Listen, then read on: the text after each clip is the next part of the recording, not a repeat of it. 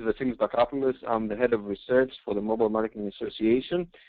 And today in this session, what we want to do is that we want to share with you some real tangible evidence that we have about the value of mobile in the mix. It's based on 5 studies that the MMA has conducted, 2 with Walmart, 1 with the Coca-Cola company, 1 with MasterCard, and 1 with AT&T. Now, before we actually get started, I'd like to kind of give everyone a very, very quick update about the MMA. As you probably know, the Mobile Marketing Association is the world's leading group for mobile marketing, with about 800 members across the world in 50 countries. Now, if you remember only one thing about the MMA, this would be that we are a Big Ten association. We represent the entire ecosystem, which means that our members come from every kind of part of the ecosystem, either brands or agencies, technology companies, media companies, and so on and so forth. In the end, our main goal or mission is to help brands become more successful when it comes to mobile. And use mobile to their advantage, because obviously if we succeed in that, everybody will win with that. And we do that with a number of our initiatives that you can see basically that we have 3 main pillars. The first one is around cultivating inspiration and sharing best practices. The second one is by helping companies in the industry at large to build capabilities. And the third one is by using research, as in this case, to demonstrate the impact of mobile, which is actually the focus of our webinar today. Oops, one slide too many.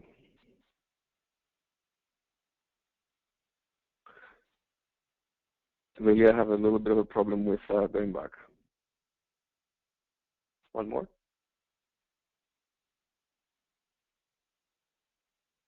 Apologies. Lily, can you go one more, because my keyboard doesn't work? Okay.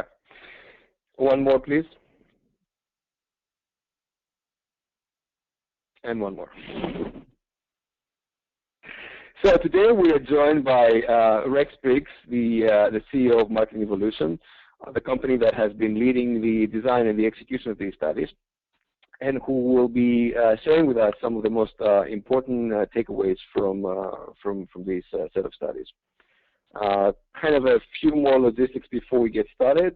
There's a number of questions that I'm sure you will have, and you can actually use the interface on the right to actually start kind of sending us your questions. We will use the last 10-15 minutes in the end to answer them.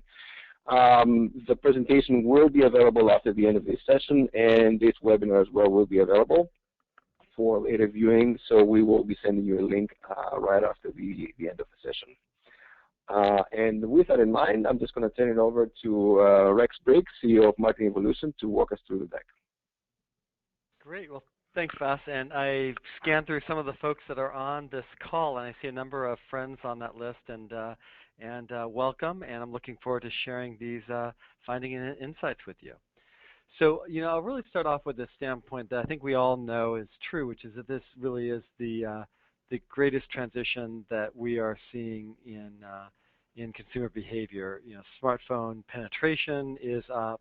The times we check our phone a day is astronomical, and there's a little app for this if you're curious how often you're checking it.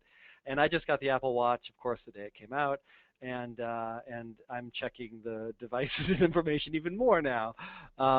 And you look at the amount of information that's shared in terms of photo. I just walked through Grand Central, and the number of mobile cameras and people taking selfies and family pictures and poles sticking out so they can get the whole shot from their mobile phone. This is the world we live in. And I think most of us, I certainly woke up today with the sound of my mobile alarm, which was great because I could pick a nice song that I like to wake up to. And I'm sure a number of you have a similar experience when you're traveling and on the road. We sleep with them by their phone. They're in our hands. They're in our pockets. They're with us all day. So as we look at the world, I think we've also had this experience where, nothing brings us closer to people than a phone. And in some ways, it's a little bit ironic because you look at a group of people that are right next to each other, but they're actually more connected with some of the other people that they're communicating with through their mobile devices.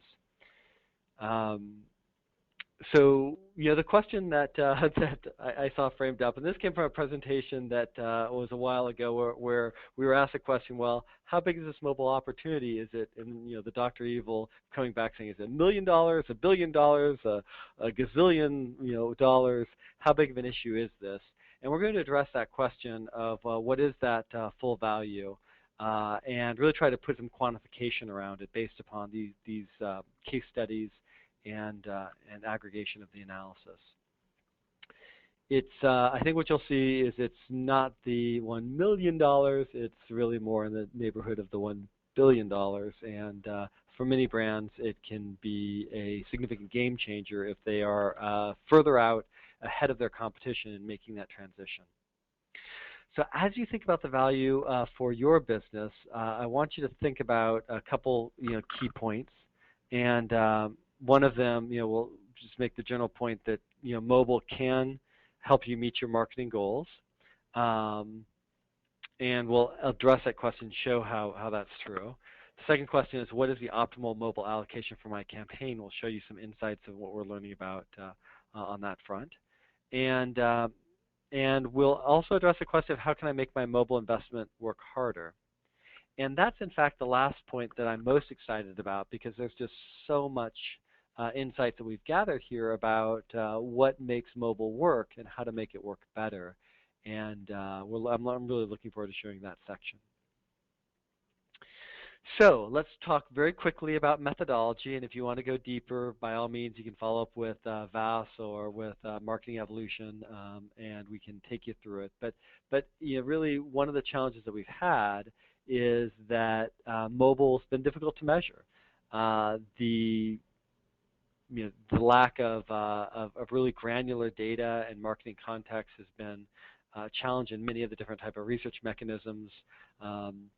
When MMA put this out to bid initially, they went with one very well-respected global research vendor whose name I won't use here, but they weren't able to do it and came back and said, hey, Marketing Evolution, I know you're a bit more expensive, but we need your help. So can you help us do that? And it's a very tough and challenging study and research to do today. And some people that did marketing mix modeling flat out, I heard this market share, completely declined to bid and said, look, we can't even measure it because of the nature of the media right now. So we're in this transition period of time. The tools will get better. There will be more measurement. But these are some of the really early case studies that are connecting the ability to look at both attitudinal and behavior in one study across these brands to understand what the impact is. We want to overcome this statement that we've heard some marketers talk about, which is this greatest transformation in marketing is unmeasurable. They don't know what the ROI is. We want to be able to put the facts out. So this is a revolutionary channel, and it needs a revolutionary approach. And what we really looked at was SMoX, as the MMA termed it, which looked at the smart mobile use in the cross-media mix. And the reason why it's revolutionary is they just did a phenomenal job getting a lot of different companies together, 7 different major trade marketers, 3 trade groups, 20 different companies. It is real-time in-market measurement, so we were providing data as the campaigns were unfolding while they were still live, that some of the marketers were able to take and change their campaign based upon the data they were getting. And really it's a cross-media study, so even if mobile was 0% of the mix, we would have still measured it with that same core infrastructure and same real-time finding and data. And it's global. So we're doing this research in China, in Brazil. It's happening in the UK and Turkey. And, of course, what you'll see today is case studies from the US. There's more studies coming, and I encourage you to talk to the Mobile Marketing Association if you think that for your brand that this could make a big difference. So diving deeper into some of the different participants, I want to just acknowledge really the partners in the trade associations, ANA, ARF, 4As, and of course the the media companies, the supporters that really helped get this research going, and a very big thank you, of course, to the brands that participated in the research, and you'll see, and the marketers that put some of their own budget into the research to say, look, we're going to not only get the first insights, but we're going to share the top-line findings in that data. The way the methodology works is, again, only one slide here. Won't if you're interested in following up, we can do so. But we have an ID that we can take across all different consumers, so we can see all the different touch points and devices, television, magazine, radio, you name it, out of home, you name it that's in the media mix. We're looking at that at an individual consumer level, and we're looking across their devices, and then we're doing experimental design, exposed control, and heavier and light levels of media to associate back with any key performance indicator the marketer says, whether the marketer says, look, my goal is top of the funnel awareness building, or they say, no, it's driving foot traffic, or they say it's driving intent and certain brand perceptions, or they say it's driving sales. We've connected into every single one of those types of metrics and are reporting out those results. And then we run it through optimization software to say, okay, well, if you adjust based upon what we know in the middle of a campaign or by the end of the campaign, what's the ROI upside? What's the optimal mix look like? And again, some of the marketers were making those adjustments in the middle of the campaign and getting real-time benefits out of it, which is sort of some of the unique perspective that, well, those of you that know Marketing Evolution know that that's something that we believe is pretty important to do. So let's go in from the methodology in the background and get into the slides. So I will talk about these different campaigns, and each of them were oriented towards different levels of the funnel, if you want to think about it that way. These are some of the slides or showing you where the different brands mapped in terms of their objective. And the real question we want to answer is, how many people can you convert with mobile? If we take a campaign average, is mobile above that, below that? Where are we at right now? And so if you look at the first campaign, AT&T, you saw them at the top of the funnel. They were really trying to build awareness. And they had television, magazine, mobile, and digital as the key aspects of their campaign. And if you're interested, by the way, one of the things I love to do is to have people be able to see the creative and interact with the creative. I'm not going to do that because I'm not exactly sure how that works in the webinar. But if you're interested in getting the full deck, it will have the attached video and the slides. I encourage you to look at the creative, because it's always useful to look at the context of what was the marketer doing as you interpret the results. But that gives you a quick snapshot of it. So if the average of the campaign is 1, we'll make that the index for the campaign average. How did mobile perform in terms of increasing awareness? The answer is 1.9. So it's actually more efficient per dollar spent in increasing their key performance indicator. And to some degree, that makes sense. I mean, they're trying to sell a mobile a smartphone and get people using mobile as a way to communicate smartphones. A very relevant targeting concept to certainly pursue. Let's look at another one, though, MasterCard. And MasterCard, I really think, is interesting because this is one where it's not as obvious that mobile is going to be the clear winner. They are trying to influence empty nesters in part of their segment. People are 40 plus without kids, as well as influencing people who are 25 to 54 with kids, 2 separate target audiences. And you can see the creative assets. Some of you have seen this, some of these ads encouraging people to take more vacation time, to use their vacation time. And again, if we look at the idea that the MasterCard is a good card to carry when traveling, a key perception they're trying to influence, and we looked at the campaign average as 1, mobile's performance was 1.7.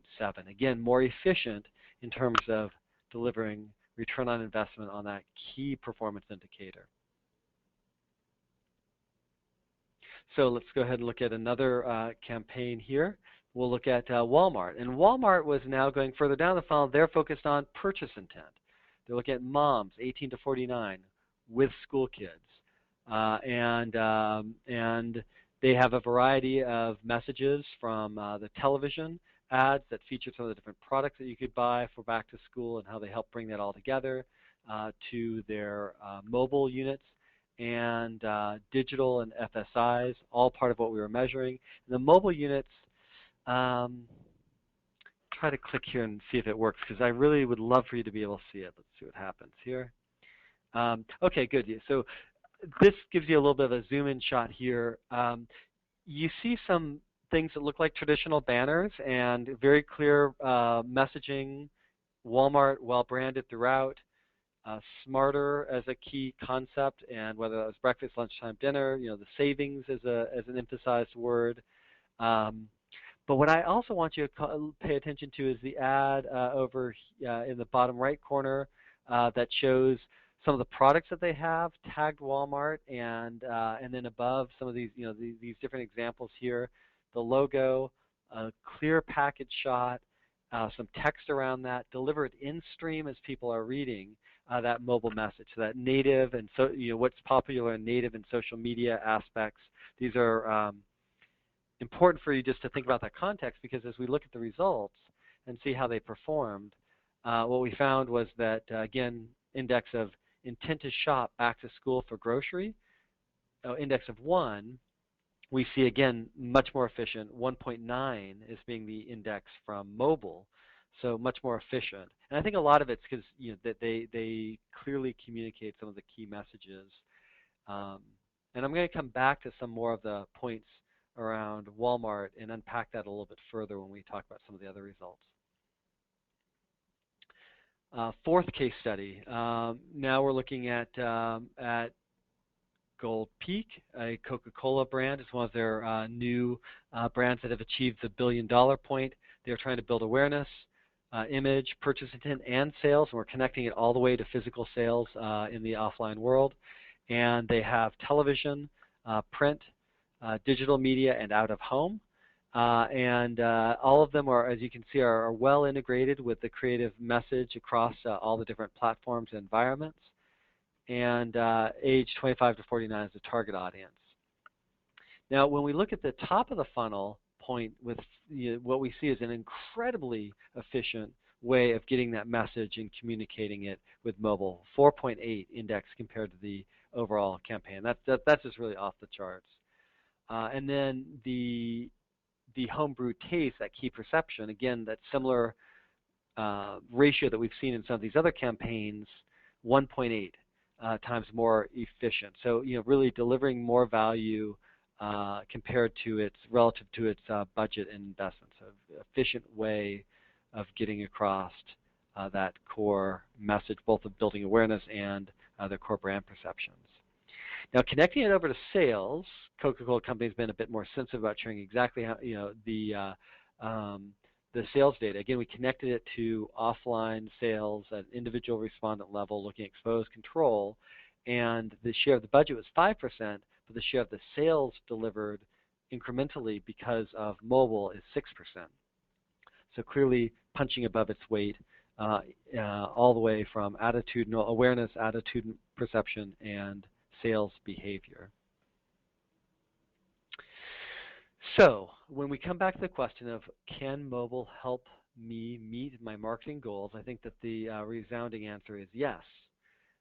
And so now really the question becomes, not only does mobile drive results across the entire funnel, but what should that optimal mix be? What's that investment level that's going to help me find the right overall optimized impact with my budget across all media? So that's going to be our next question that we will unpack. Our empirical data suggests so far that the impact for mobile should be between 8% and 16% of the mix, depending on which brand we were looking at. And the basis for that, just to unpack that, is you see AT&T at the high end, again, a very relevant product where the people are the target audience using the devices, makes a lot of sense.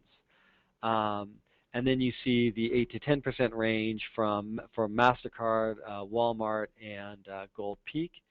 And what, to give you context, right now the U.S. average for 2014 is 3% in mobile. So what this tells me is that there is a big opportunity for the marketers that move more quickly in this area to increase their overall return on investment and get really probably jump on the competition that's not yet at that optimal level. And I'm going to also unpack some tips about how to do that effectively in the last part of the presentation. But I want you to contextually think about what we're really saying about these values and try to make them go from an abstract to something maybe a bit more concrete. The real business value of these allocations is pretty dramatic. A 12% increase in awareness is what AT&T with their smartphone launch would have realized. And when you think about the number of people that represents, that's like converting every single person that lives in the city of Chicago and making them aware of the brand. That's the massive amount of impact without spending a single dollar more that optimizing mobile in the mix would have delivered for AT&T. The MasterCard campaign, that was a 7% increase in image, again, just by getting the allocation right without spending a single dollar more. Their goal is to get people to travel more, to take more vacations. With that type of impact, with that allocation, they could have filled up every single hotel room with empty nesters in Greece. And again, you think about the massive amount of people that represents and that shift in market and the amount of incremental value that they would get from people traveling in that way.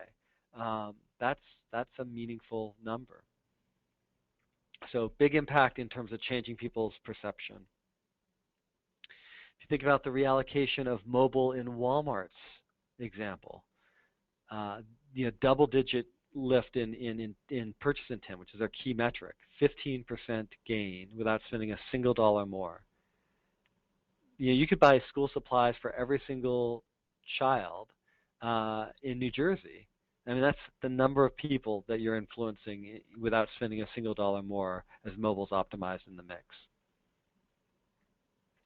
And when we think about Gold Peak, 4% sales increase, that's a in a CPG brand where you're trying to move sales, that's a hard metric to move. Being able to incrementally move by 4% without spending a single dollar more, simply by getting the allocation right, that's enough Gold Peak bottles that you're selling to line the way from where I'm sitting here in New York all the way to Toronto. Significant amount of volume that's being driven there.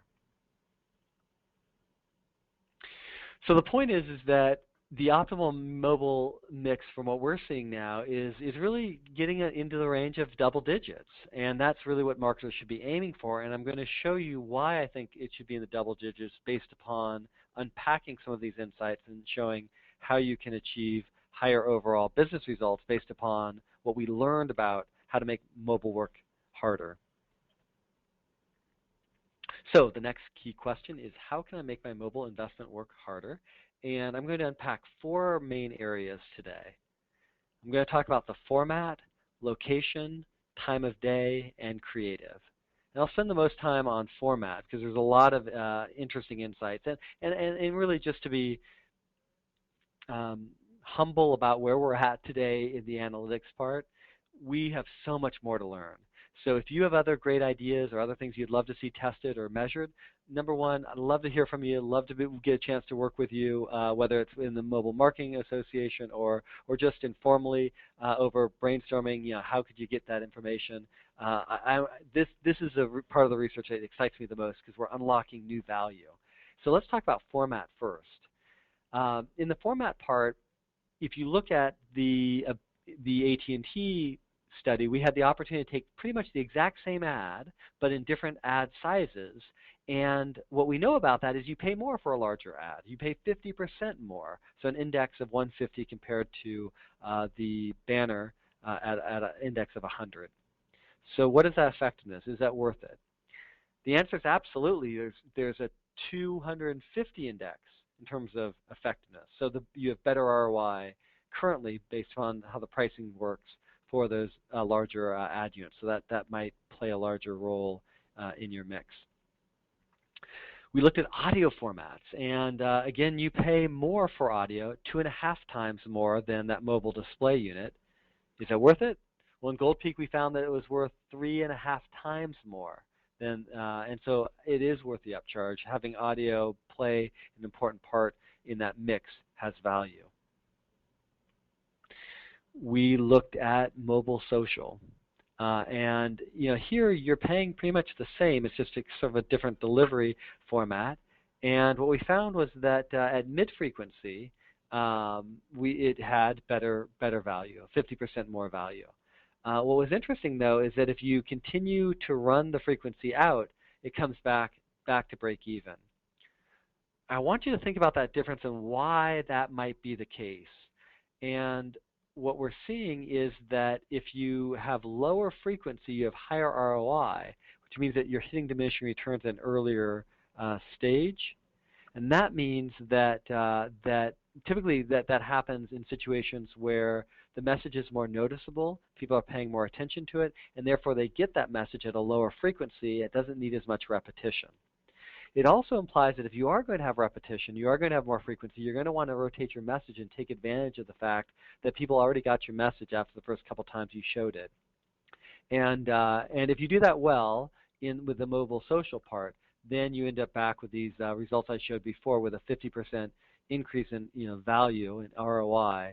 And if you aren't paying attention to that as much, then you're just going to end up with the same place that you were at with mobile display, which isn't a bad place, but you can unlock more ROI value if you manage to do more rotation and take advantage of the different performance dynamic.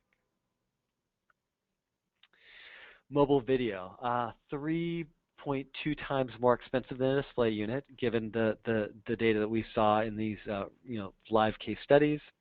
At the low frequency part here, the impact was 6.5 times. So definitely better ROI, good value in the video part. Now again, that's at low frequency, so the impact is, people, if they're requesting a video, they're watching the ad to get to the content that they were looking at in the pre-roll type situation. They are actively absorbing that message, and they're doing so at a low frequency. You don't need to have a high frequency rotation. If you do continue to run it at high frequency, then you end up with just a little bit better ROI than the premium that you're paying for. And so that's, again, that diminishing returns part coming in.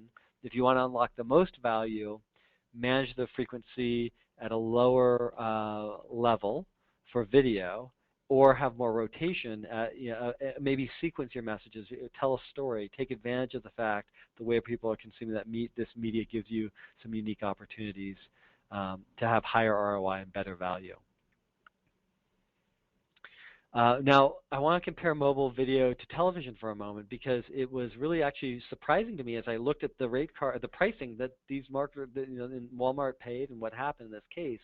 They paid 40% less for the exact same video ad in mobile than they did in television.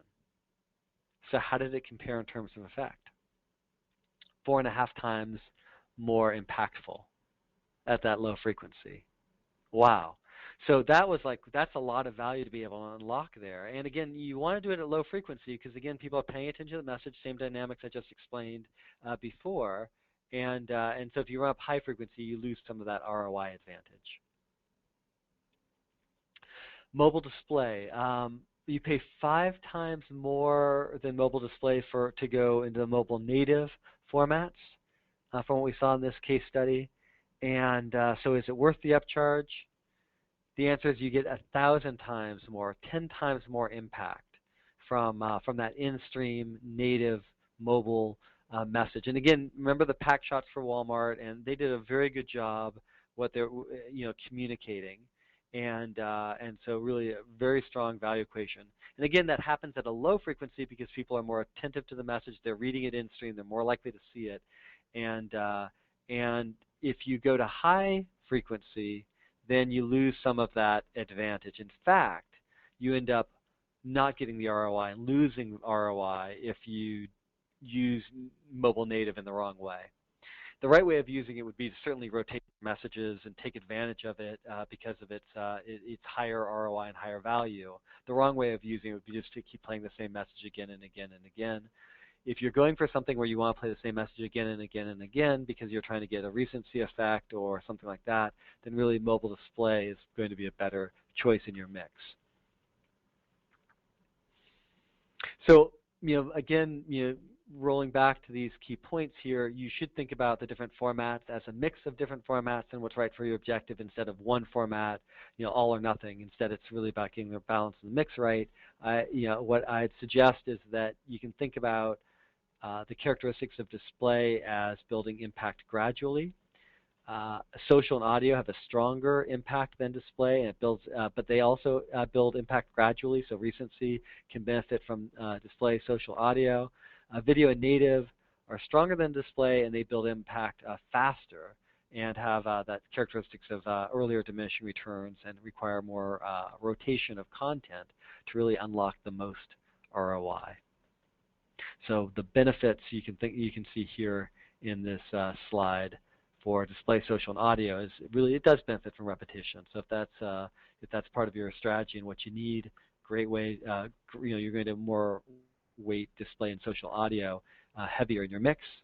If you're really potentially trying to get for very short, fast impact for a launch of a product or a key timing of an event, or you just really want to have video and native in the mix there because of its strong impact, then please have more creative available, rotate it more quickly, or have a story that maybe sequentially builds because that's going to give you the best return on investment. Okay, so now on to location. I mean, this is a part that that mobile has as a really strong capability. There are, of course, lots of different media that you can deliver on a local basis. One of the things that's interesting is the way in which mobile moves with you, and so we were very interested in looking at the way in which you pay incrementally for location targeting and how that works. And we found that with the Walmart case example, we found two relevant types of targeting that we looked at in the research. One is audience targeting, where you take someone who has been in a Walmart store and says, okay, I want to retarget them. They're not near the Walmart store right now, but I know that they've been here.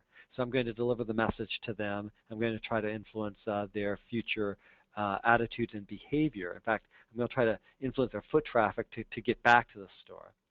The other one's proximity targeting, where you say, hey, that person's near that Walmart right now. I want to deliver them a message right now and see if I can influence them to go from being close to the Walmart store to being in the Walmart store.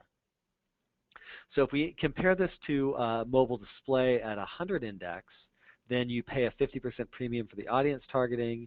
And well, I'm sorry, I'm showing you the improved results here rather than the pricing piece. You get a 50% increase in effectiveness from audience targeting, and you get 2.5 times, or 250 index, incremental impact from proximity targeting. So proximity targeting is really the strongest form. And as you look at your different pricing and value, you can use this as a guide to say, well, how much more am I willing to pay for audience targeting, or how much more am I willing to pay for proximity targeting? It is absolutely worth the premium to deliver that way. And as we unpack it a little bit further, we also had the opportunity to test whether these small ad units, what some refer to as pencil units, compared to an expandable unit, which starts out as a pencil unit but expands to a larger ad. And you can see the Walmart map and their message related to some of their savings catcher campaign and the closest locations detailed in the expandable unit. A well-executed campaign here. And what we found was that at the low frequency point, the pencil unit, if we index that to 100, then the expandable unit worked 2.5 times more impact at that low frequency. Now, as you get to the high frequency, you begin to lose that advantage because, again, that expandable unit is so much more noticeable, and people are paying attention to it. It is influencing their behavior, and you get diminishing returns as you get to higher frequency, so you lose that cost-value advantage. And so, again, the idea is that if you are going to be doing these larger ad units, you can manage the frequency or change the message to continue to get value at higher frequency, or try to keep the frequency managed to a lower number to begin with. Another way of looking at location is to think about the way in which the size of the unit, the expandable unit at the top or the pencil unit at the bottom, how that worked depending on the way that you were targeting. So this is an interaction effect. And so what we saw, if you had a pencil unit and you were targeting people that were not close to Walmart now, but they had been close to Walmart in the past, and you're retargeting them, we actually saw that pencil unit did not create any change in their foot traffic or their propensity to come into the Walmart store, and so that wasn't effective in driving the behavior we were trying to drive. However, if you took that same pencil unit and delivered to someone who is close to Walmart now, that did translate and shift with our control and expose design, comparing them to people that didn't receive the ads, that did deliver more incremental foot traffic in the store. Similarly, the audience targeting, it is effective if it's a larger ad unit in getting those people to go from wherever they're at their home and increasing their probability to come into the Walmart store. And again, we are measuring actual foot traffic, control and exposed, and so these are telling us that the right format with the right targeting can deliver some value. But if you get the wrong format, wrong targeting, then you might not see that value. Anyone want to guess what the strongest performance was?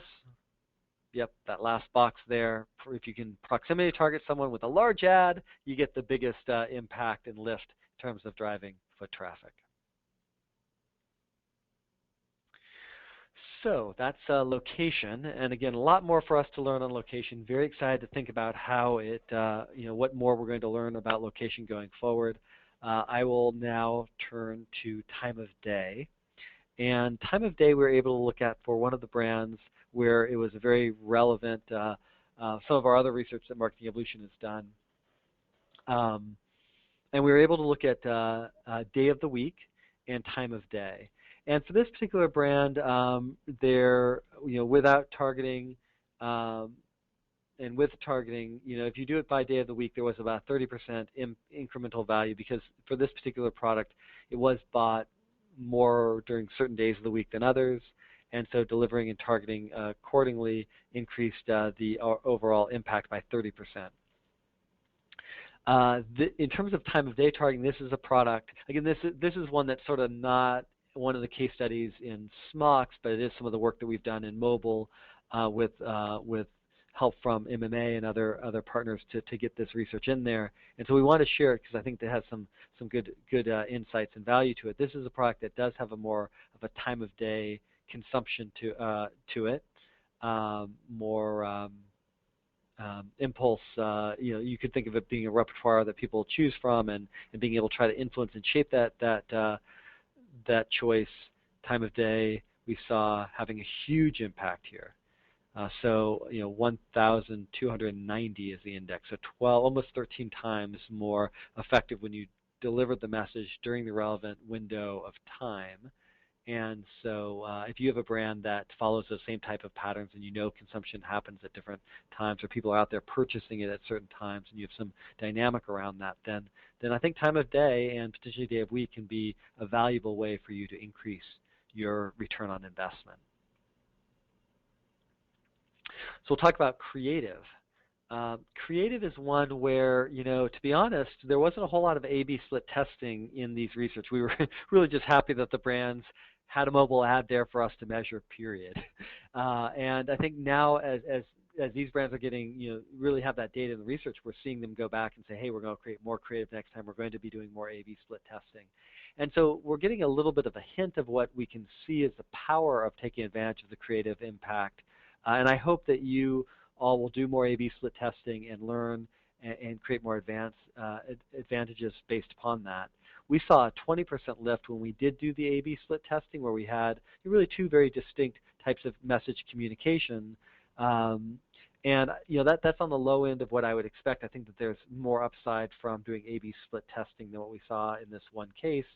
But really more interestingly, there's a different way of thinking about A/B split testing in this increasing world of fragmentation and addressability and targeting, which is what's the right message for the right people. And we actually saw that when we took the exact same ad and we looked at the differences between, say, males and females, where it worked better with one versus the other, we saw a 70% difference in terms of effectiveness, so an index of 170. And I think that that's just beginning to scratch the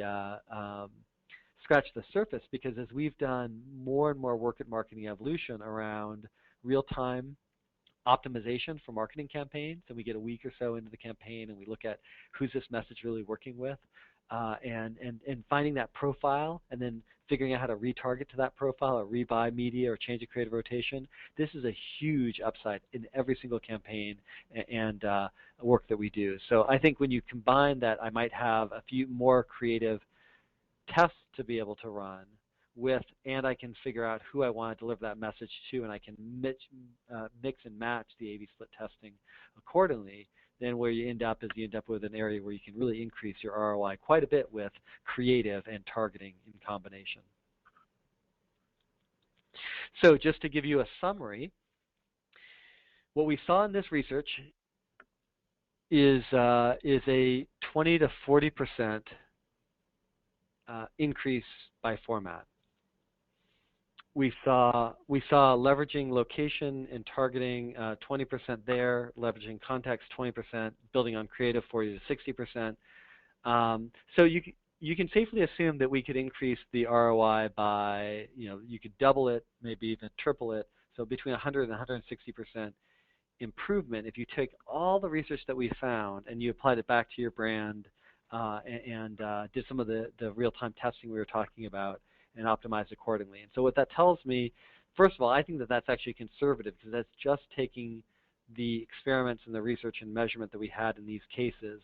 When I extrapolate that a bit more and say, really there's a lot more for us to learn on format. There's more for us to learn, a lot more for us to learn in location targeting.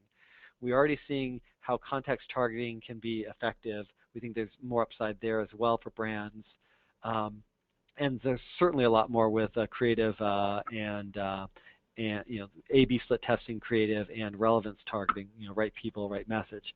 So I think that it's quite possible that we could see more like 4 or 5x higher impact out of mobile from the brands that really take analytics seriously and go in a test and learn cycle to really push much better results. If you want to be conservative about it, we have taken to the bank results that can get you to double your impact, 100 to 160% index. And if you want to be a bit more aggressive and say, well, I know how powerful analytics can be when we really get into a continuous cycle of learning, then you're probably talking maybe 4 or 5x higher results. So if I take those results and I apply them to what we saw across Walmart, MasterCard, and so forth, yeah, we saw increases 7%, 15, 4, and 12. But if I apply these best practices, we're seeing impact like 17%, 29% increase, 7% increase in sales, and 18% awareness. So even more upside as we begin to take and harness the insights that are available to us to improve the overall results. So what does that mean in terms of optimized mix? Well, based upon the optimized mix we saw before, I shared with you earlier that we were talking about an 8% to 16% increase based upon just exactly what the marketers ran, no projection of using best practices, just purely based upon what we were delivering to each of these clients. Inside the middle of the campaign, we were telling them, this is what's working, here's how you would change, here's what your reallocation was. And if they, some of them were flexible and began making changes, some of them already had their budget locked in. But we could track that would translate to this optimized share for mobile based upon exactly what they ran. But if we extrapolate with the best practices a bit and say, well, hey, there's so many new insights about how to get the format targets mix right and location targeting and time of day and day of week and creative and relevance targeting. I take advantage of all of those insights across all of these studies and I'm applying them to my brand. And they're doing the next cycle for MasterCard or Walmart or Gold Peak or AT&T. Where could they realistically end up? 12 to 20% is a realistic projection based upon that index of 100 to 160% improvement based upon exactly what we measured. And of course, if you take my broader extrapolation, which is I think that you can get even more competitive advantage out of analytics, the numbers would be even higher potentially than that. Now, hopefully, marketers are using that across all of their media, not just mobile. And so, rather than mobile just taking a bigger share of the pie, the whole pie for marketing and advertising is growing because we're making marketing and advertising in total have a higher overall ROI and greater productivity, and it makes it a better investment than other things that businesses could do, such as staffing their call center. Of course, you still need to staff the call center, but man, wouldn't it be great if you had a greater impact on your business so that was a profitable way of operating. I have to think of a better example than call center. I'll come back to you in a future update with where could marketers realistically take budget from rather than each other. So coming back to this key point, if we also take the fact that smartphone penetration is increasing on a global scale, but just focusing on the U.S. for a moment, and we project the results forward with that, then we're looking at really potentially 20 to 30% as that number grows. This is going to be a monstrous shift in media and marketing, and I hope that we are able to give you some additional insights and ideas. And what I want to do is I want to recap the questions that we've answered, give you a few thoughts that I have about where we go as a marketing industry with this research and broader research, and then we'll leave it for about 10 minutes or so for Q&A in the session. So can mobile help meet my marketing goals? I think we showed that mobile drives results across the entire purchase funnel. What is the optimal mobile allocation for my campaign? The insight we're getting is to aim for double-digit allocations for the marketing mix. How can I make my mobile investment work harder? Well, there's a number of specific tips that show us how to use format, location, time of day of week, creative, and relevancy targeting to make mobile work harder. So mobile advertising, in a nutshell, is highly effective. We now have some proof that of how it works, and the reality is that most brands are probably not investing enough in this area compared to the opportunity. When I think about how big the future is, I think about we're just adding more and more value to the equation. When you think about the relevant messaging, it's multiplicative when we go with relevant messaging and relevant packaging of the right format, unit, and frequency, and the relevant location, proximity in store, and the relevant context, time, weather, device, genre, and the relevant mix with how it works in synergy with other media in the mix. When we think about all those things together, I think that this is a really exciting upside. There's a huge amount of value. And it's not just that you're getting a little bit of value because we're doing this one tactic right. When we have a marketing system that's real-time, dynamic, and taking advantage of these insights and these information, you make the overall impact of marketing in total work harder. And I also believe that what happens when you use mobile as a place to learn these lessons about how to be more flexible and dynamic and targeting and take advantage of these best practices is you become a better marketing organization, a better agency, because you can apply some of these same principles and ideas to how you're doing television and out of home and radio. I mean, magazine, you name the media, you can take advantage of some of these same insights and ways of approaching marketing. And so I see mobile as a phenomenal opportunity, number one, for marketers to get better return on investment, and number two, a phenomenal catalyst to change the marketing organization, to make it more effective, to make it more real-time, to make it more agile, to make it more data-driven, and ultimately, if we do all those things together, I think we're going to have a really exciting opportunity. We have seen situations, and this chart shows it, where we had a marketer that was tracking well below where their goal should be, which was the blue line, and we were able to save the day with real-time optimization. We could see who the campaign was working among, how they needed to change it, and we could, at minimum, we could get them back on track by the end of the campaign. And if they built flexibility into the system to adjust their creative rotation and their targeting and some of their media spending, we could actually get them 20% higher than they would have been on their base plan based upon a mixed model optimization. So to be able to be 20 or 30% better on top of whatever analytics you're already doing in the mixed modeling, and to be able to, in the middle of the campaign, save the day and make adjustments, that's a powerful capability that really will define the winners and losers in marketing over the next 3 years. So what kind of impact can SMoX have on the industry? I think you should brace yourself for this kind of research that the MMA is doing and sharing, and the fact that marketers are standing on stage and talking about these results and sharing these results for a big change. And if we use what happened when we did the same type of research, which was abbreviated XMOS, reordering of the letters for cross-media optimization studies. What we saw over 2002 to 2006 with different marketers starting is if you index whatever they were spending when they first started doing the research to where they ended up, the brands by the end of it were spending 33 times what they were when we first started measuring with them 4 years later. And that was 15 times higher than what the industry average went, because those marketers had insights about how to make digital work really well for them, what was optimal, and they were just further ahead.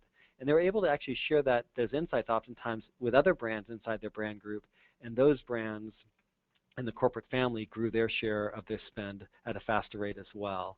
So I think that same thing is probably going to happen from the brands that participate in this research and the other ones that will participate, is that they will have a huge head start and advantage to unlock more insights and get cultural alignment around how to move faster as marketing organizations, both with mobile. So with that, I'm going to turn it over to VAS to give the final words and open for Q&A. Yeah, no, actually, thank you, Rex. We have a lot of questions, so I'm just going to kind of jump right into the questions and see how many we can cover. So, question from Dave is the measurement, say it's about the methodology, is the measurement deterministic or probabilistic, especially around cross-contribution? Yeah, so if you would like, why don't we follow up and take that one offline? The short answer, because I'm sure you'll want a longer answer than what I'll give here.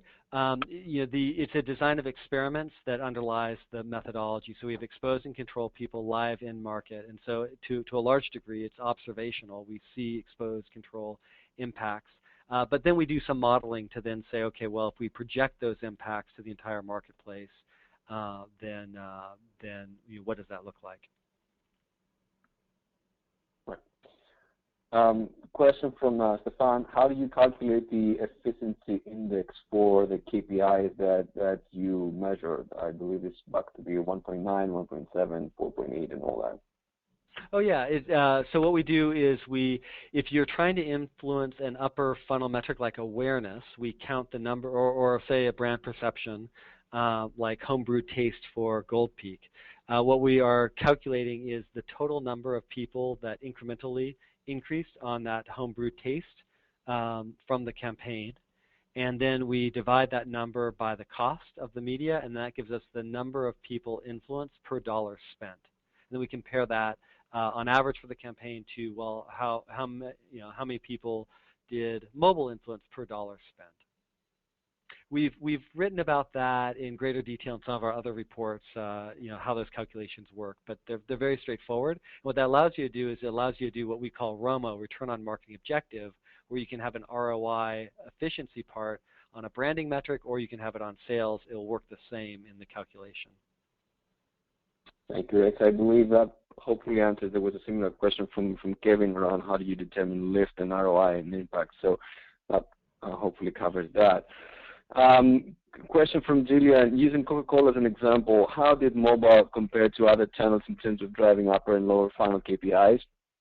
And were you able to tease out cross-screen, cross-channel exposure, specifically if there are any insights about the interplay between mobile and other channels? And I believe you had some synergy findings there that we didn't share today, Rex, right? Yeah. We didn't go into, with the amount of time we had, there's so much more data here and interesting insights. There's a lot of, there are synergies between different media and the way in which they interplay, and I think that that's one of the really exciting opportunities. And look, I'm not saying to a marketer, take all your budget and just spend it in mobile. What I'm saying is, hey, let's get the mix right and understand what's the best way to get incremental sales and profits for a brand, or incremental increases in the key performance indicators. So yeah, there's a lot more around the synergies, and we did see certain interplays between certain media, and we think there's a lot more that can be done to systematically design for synergy. There's some evidence also that mobile has actually made some other media work better in certain contexts. There was a study that we saw and reviewed as part of this work, which said, well, when someone's sitting in front of the television set, looking at social media on their tablet, they actually are more likely to be glancing up more often during the commercial break to see when their TV program comes back on. And that actually increases the effectiveness of the TV ad a little bit, which is kind of interesting, rather than them getting up and leaving the room, which might have happened in the other case. So there's, I think, a lot to be said and a lot more to be done in the area of how do you layer a campaign for optimized synergy. Great.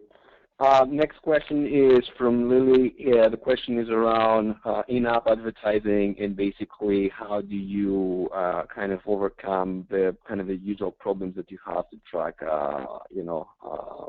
advertising there. Yeah, I mean, really with as far as with the methodology, we may want to get deeper into it with connecting up with VAS and myself, and we're happy to go deeper. But what we were showing before is we created a panel where we had the IDs for the devices, and so we have complete view of a consumer across all the different media touch points. And the app delivery, since we were working very closely with the marketers, we knew exactly where they were delivering, how they're delivering, and because we were also working with the media owners and partners for that delivery, we had very tight integration. That allowed us to probably get over some of the measurement hurdles that have been tougher if you were just trying to do it without all that cooperation. Right. Yep. So, question from Stefan: which solutions would you recommend to execute and manage in its format? So, as we're thinking about the different formats, I think you had a summary there. Maybe you can elaborate on that. Oh, in terms of which formats? If I understand. Yeah. Yeah. Yeah. Yeah, go ahead. Sorry. No, go ahead and restate it if you'd like. Yeah. No, I think at least my understanding is like, is it this or that? And at least from my perspective, it kind of looks like it's not so much this or that, but it's more about how you use each one of these formats in the right way, right, Rex? Would you say that? Yeah. I mean, I think that you said which solutions do we recommend to execute and manage each format. If you're talking about the different ad formats, we're not necessarily recommending, and we didn't really review different vendors to say who has a better delivery. We are working, with media owners and trying to help them take advantage of these insights as well. So if they're talking about frequency capping or sequential messaging or other ways to try to help adjust the effects. So I mean, we're actively working behind the scenes. If you're a media owner and you want more advice and help, we're happy to help. But we didn't really review technology and say, this is how you frequency cap in that area, and that may be one of the things that becomes more difficult to implement. Some of the other things like A/B split testing and formats. I mean, we're a research company. We believe in that, we execute that and do that. There's other vendors that do that as well. There's probably lots of different ways in which you can get the testing and learning from. If the question's more about how do you execute the research. Well, I mean, of course, I always appreciate a reference in a call, but there's lots of different ways to do the core research that we're describing in that part about different formats. Right. Yeah, no, that makes sense. I probably misunderstood the question at the beginning. I think we have room probably for one last question. Actually, there's a comment from there's actually a question from Jeannie about what are some ideal high and low frequencies when it comes to mobile display. If you can. Yeah, so we have another deck that we can share with you, or if you're interested in connecting us with, it actually plots the impact by frequency. Again, in this, a lot of information in a 1-hour block. We didn't keep that slide in there, but that actually shows you where we are seeing the peak diminishing returns. What we advise clients to do, and what we do when we're doing the marketing ROI work on behalf of clients, is we're measuring and projecting out those impact by frequency curves early in a campaign, because you'll get some people that have a higher frequency and some people with lower, so you can actually project the shape of the curve pretty quickly. 1 week into the campaign, you have a pretty good idea. And then we encourage marketers to adjust and rotate appropriately based upon what's really happening with their specific campaign. But the guideline charts are there as a starting place if you want to see how native and mobile video and so forth, how they peak and hit diminishing returns earlier. Thank you, Rex. We're at the top of the hour, so with that, I'd like to thank everyone, and specifically you, Rex, obviously, and Marketing Evolution, but everyone as well who attended the webinar. Please, feel free to follow up with some questions, additional questions, and of course, there's more webinars in the series that we have, as you can see on this screen. And again, reach out to me or Rex if you have additional questions. And like we said in the beginning, both the presentation and the webinar will be accessible right immediately after this call. Thank you. Thanks, everyone, and have a good afternoon.